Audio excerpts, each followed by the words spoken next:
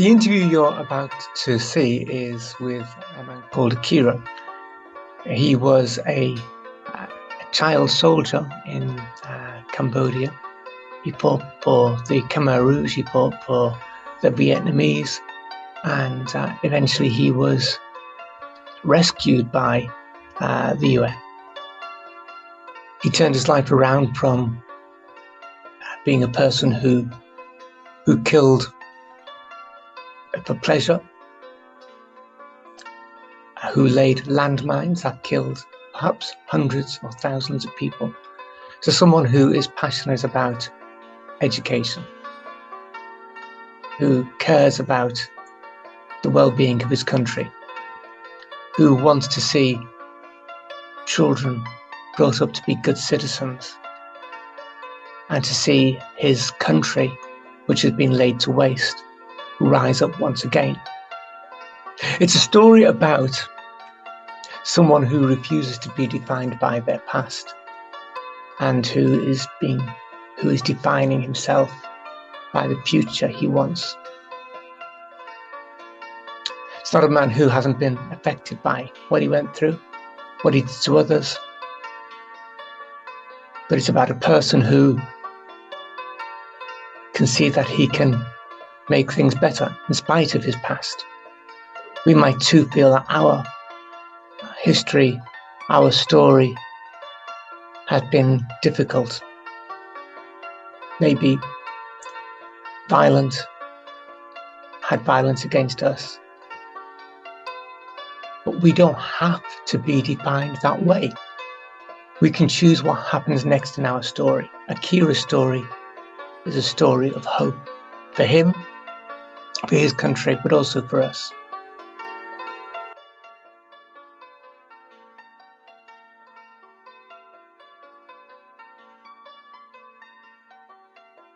Yes, my name Aki Ra.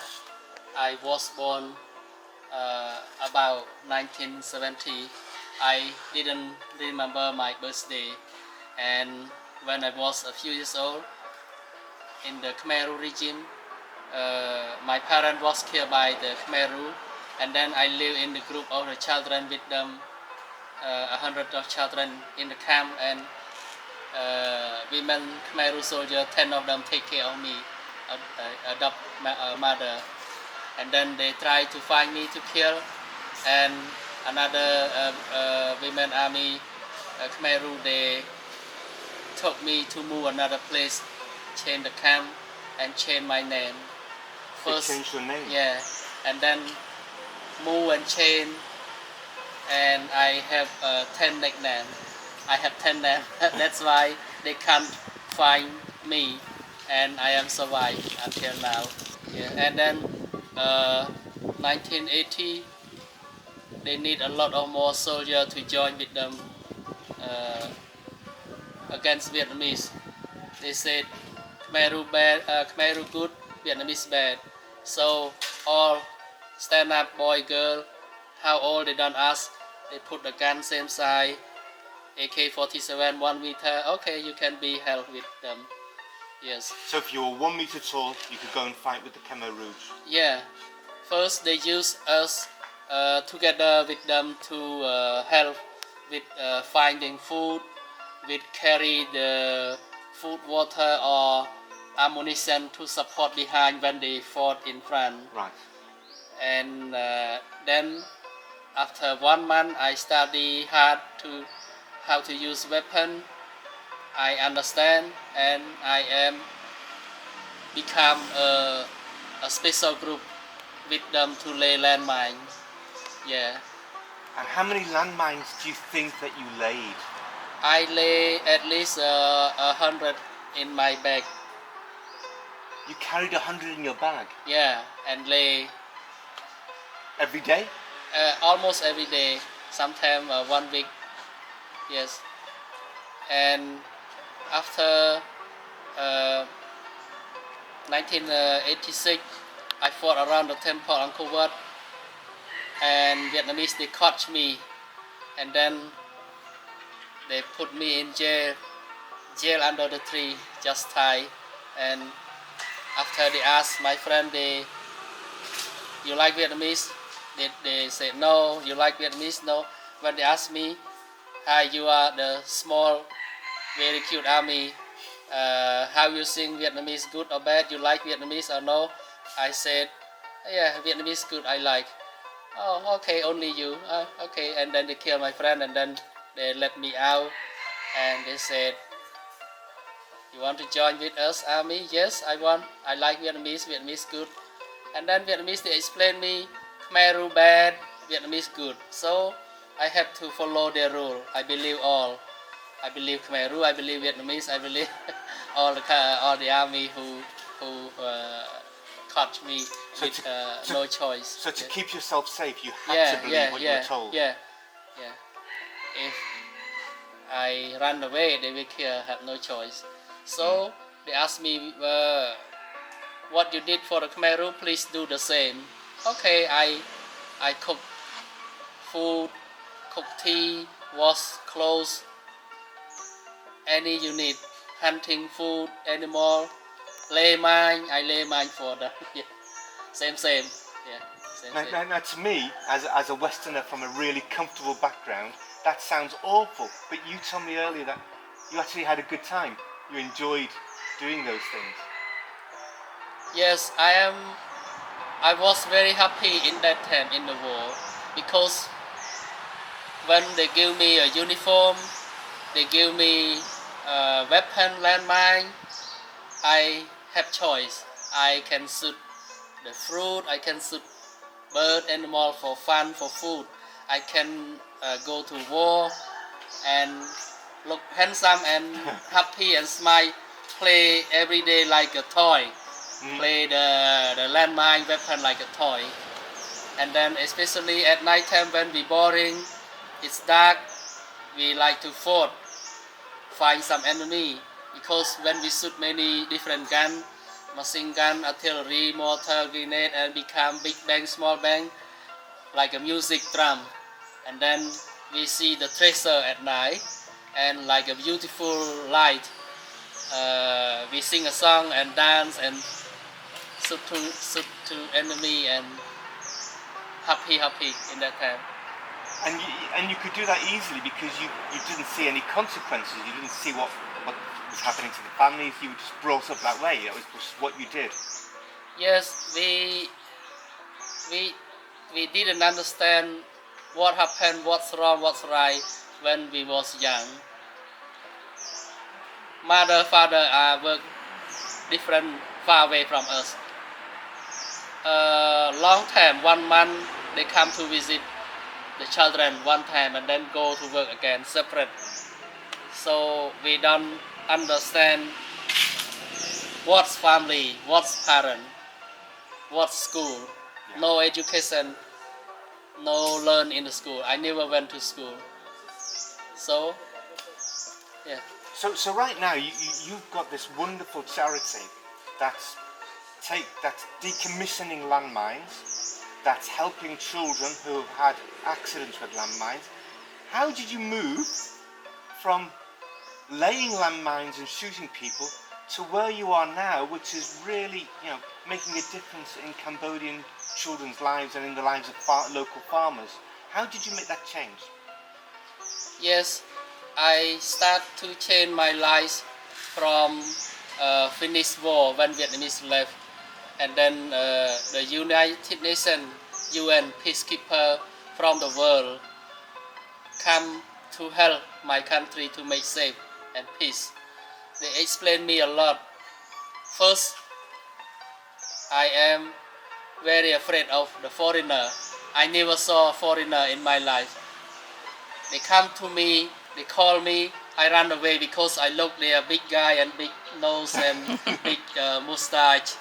And then many times they have a guy Khmer, interpreter in Khmer, call me, explain me many times they are good people, not bad, not kill, no fighting war with you, believe.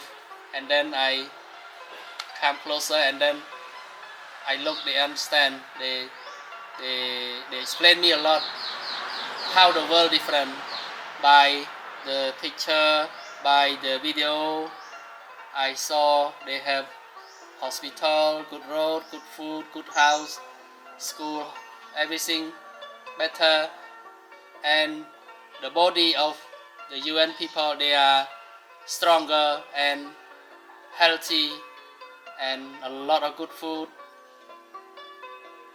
They are nice talk, so I believe them. I have to change, throw the weapon and clear mind with UN. I live with them, stay, work with them 1 year, and then I understand I have a good choice. I throw the bad thing in the past, I choose a good thing to do, help make safe for my country, and then I clear landmine, 50,000 alone. It means one mind, one life safe. And then I help a lot of orphanage children. I just want to stop you for a second. Why did you decide that you had to clear the landmines? You could have done lots of other things. Why was it landmines that you concentrated on? Why was that so important to you? Yes, I understand the landmine that I lay in the war is not good to kill village people after war finish. Still kill animal. The land not used, not safe to farmer use land, and I have to clear. I like to clear, to clean my body that I did bad in the past, and to change, to clean, to be good. So the things you were making right, the things that you'd done wrong in the past. Yeah. So you laid the landmines, and now you had to I have to decommission clear. them. Yeah. Because I have choice. Because UN told me you can change your life, your choice. You have to study hard. And then I study hard to read, to write by myself. Yeah. So before you had no education, you were not very well looked after, No. and Yeah. suddenly, with your education, you could see the difference that you could make. Yes. Yeah. So tell me, how many landmines have you cleared? How many children have you helped through education? Yes.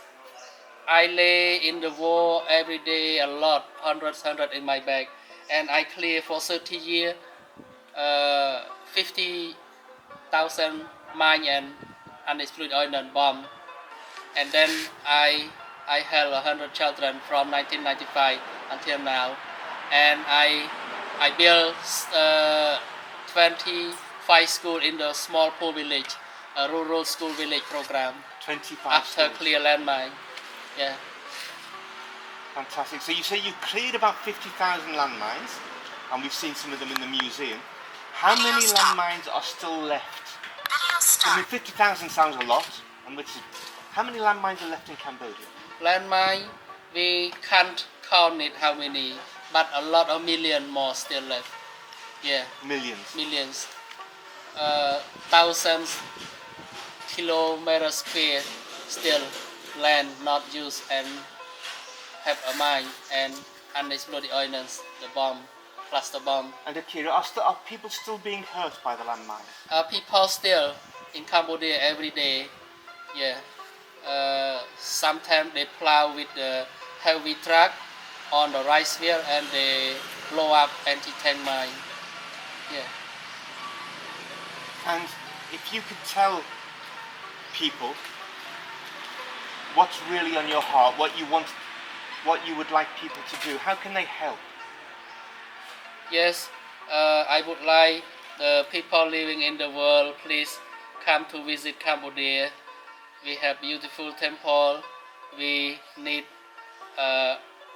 more donor to support health, clear landmine to finish in the future, that we can use land safe and more develop, more school, more life, better road, hospital, that we need help.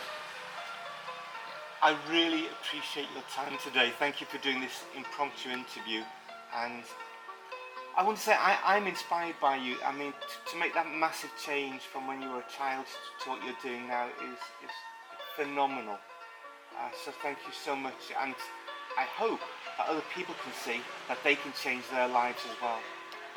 Yes, please help Cambodia. Yeah, thank you very Here, much. thank you so Thank much. you. Thank you.